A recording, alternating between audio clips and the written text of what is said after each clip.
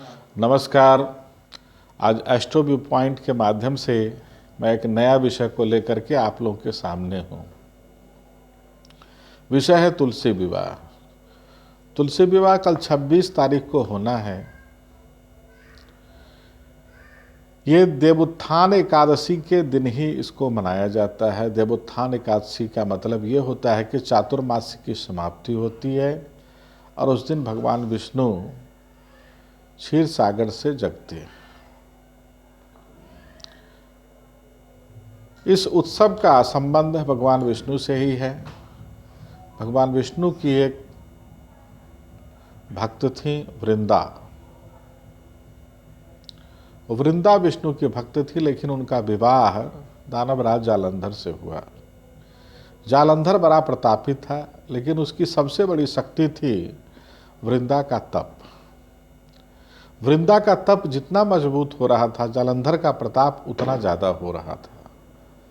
और जालंधर अपने उस प्रताप के माध्यम से देवताओं को सताया करता था। देवताओं ने भगवान विष्णु से प्रार्थना की, हे नारायण, आप किसी भी प्रकार से अगर वृंदा के तप को रोक दें, उसमें कोई विघ्न कर दें, तो हम लोग जालंधर का वध कर सकते हैं। भगवान विष्णु के चूंकि वो परम भक्त थी, पहले तो वो तैयार नहीं हुए, लेकिन देव कार्य के निमित्त वो तैयार हो गए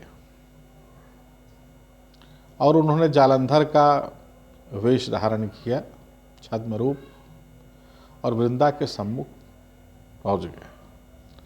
वृंदा ने जब उनको देखा तो उसने अपनी तपस्या से उठ करके पति का जैसा सत्कार होता है वैसा करना उन्होंने प्रारंभ किया। उसी समय जालंधर का देवताओं ने वध कर दिया और जालंधर का कटा सिर वृंदा के सम्मुख आकर के गिरा।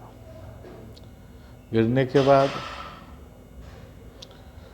वृंदा ने जालंधर वेशधारी विष्णु से पूछा कि आप कौन हैं। विष्णु को लज्जा आई और उन्होंने अपने मूल स्वरूप में का दर्शन कराया वृंदा को। वृंदा ने उन्हें शाप दे दिया कि आप पत्थर के हो जाओ। वही पत्थर शालिग्राम होता है। जब अन्य देवताओं ने उनकी प्रार्थना की कि आपने इनको शापित कर दिया है, इसके मुक्ति का उपाय बताइए, तो उन्होंने उनको क्षमा किया। क्षमा करने के एवज में भगवान विष्णु ने उनको, वृंदा को भी वरदान दिया कि तुम पृथ्वी पर एक पौधे के रूप में जन्म लोगी और तुम्हें बिना ग्रहण किए मैं कोई भी नैवेद्य ग्रहण नहीं करूंगा। और आज भी वो परंपरा जीवित है। बिना तुलसी के पत्ते के भगवान विष्णु का पूजन नहीं होता है। और भगवान विष्णु जो शालिग्राम रूप में हैं, वो कभी भी बिना तुलसी के पूजित नहीं होते हैं। उनका मेन पूजन तुलसी से ही होता है। अब इसके साथ ही साथ ये पूजन के लिए बहुत तरीके से पूजन होता है। बहुत लोग गांठ बना करके पूजन करते हैं, तुलसी की क्यारी ले जाते हैं, शालिग्राम का करते हैं, तो अच्छा लगता है बहुत। एक बहुत जो कष्टकर स्थिति है, जो देख करके मैं अक्सर दुखी हुआ करता हूँ, कि लोग फॉर्मेलिटी करते हैं। तुलसी को चढ़ाना है तो 5 रुपए की चुनरी खरीद लेंगे, वो नायलॉन की होती है। हमारे यहाँ हिंदू धर्म में, सनातन संस्कृति में देवतुल्य होकर के देवता की पूजा करने का विधान है। अगर हम देवतुल्य नहीं होंगे तो शायद कोई देवता हमारी पूजा को स्वीकार नहीं करेंगे। हम पहले खुद नहाते हैं तब भगवान को नहाते हैं। हम पहले खुद कपड़ा पहनते हैं फिर भगवान को पहनाते हैं। खुद चंदन लगाते हैं फिर भगवान को लगाते हैं। खुद इत्र से नहाते हैं फिर भगवान को नहाते हैं। हम जैसे बनकर के देवता की आराधना करते हैं, वैसे ही देवता की प्रीति हमको प्राप्त होती है, उनका आशीर्वाद मिलता है। लेकिन जब हम पूजा पाठ की दुकानों में जाते हैं तो सबसे घटिया क्वालिटी का जो सामान होता है वहाँ उसको लोग खरीदते दिखाई देते हैं। गमछा खरीदना है कौन? तो पूजा वाला। मतलब जो जिसको कोई नहीं पूछता है, जिससे पोछा भी नहीं लगाया जा सकता है, वो भगवान के लिए। हम भगवान को अगर वो दे रहे हैं तो आप अपेक्षा करते हैं कि भगवान तो अपने पास कुछ रखते नहीं, तो आपको क्या मिलने वाला है आगे?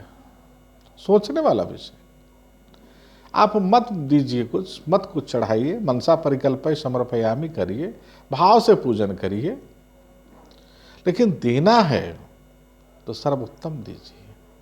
मीरा ने अपना सर्वोत्तम दिया था, तब उनको चीजें मिली। शबरी ने अपना सर्वोत्तम दिया, तब भगवान राम ने उनको दर्शन दिया और उनका जो उद्धार किया। आप सर्वोत्तम देने में रहिए, आप ये कंजूसी मत करिए। किसके लिए कंजूसी कर रहे हैं? देवता अपने पास कुछ नहीं रखता है। आप इतना बढ़िया बढ़िया मिठाई चढ़ाते हैं, कोई देवता पे खा जाते हैं, आप ही ने खाते हैं चढ़ा करके। तो अपने पास जब कुछ रखते ही नहीं तो सबसे बढ़िया दीजिए। आप अगर सूती पहनते हैं तो देवता को रेशमी चढ़ाइए। आप सोचते हैं पंडित ले जाएगा, मत दीजिए पंडित को, खुद ही पहनिए, लेकिन चढ़ाइए बढ़िया। भाव आपका अच्छा होना चाहिए अगर आपको इसका परिणाम लेना है तो। एक बार फिर से सभी सनातन धर्मियों को तुलसी विवाह की बहुत बहुत शुभकामनाएं, बधाई, धन्यवाद।